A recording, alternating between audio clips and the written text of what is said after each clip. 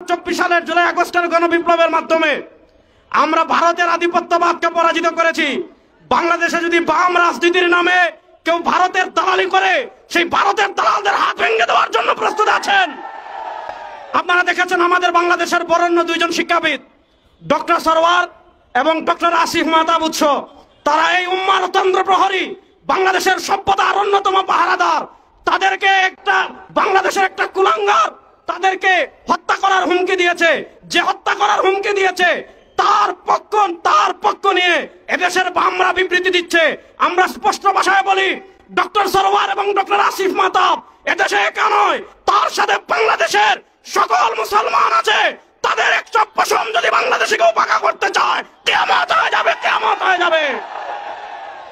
আমরা যেই নিয়তে তাহাজ্জুদ পড়ি, ওই নিয়তে ইসলামী আন্দোলন করি। আমরা যেই নিয়তে রোজা রাখি, ওই নিয়তে আমরা ইসলামী আন্দোলন করি। যেই নিয়তে নামাজ পড়ি, ওই নিয়তে ইসলামী আন্দোলন করি। আমরা আদর্শের রাজনীতি করি। আদর্শের রাজনীতি কখনো একটা দুইটা আসনের জন্য বিক্রি হতে পারে না।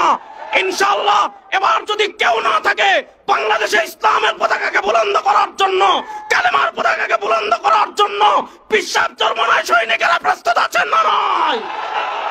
আবার আপনাদের সাথে দেখা হবে ইনশাআল্লাহ।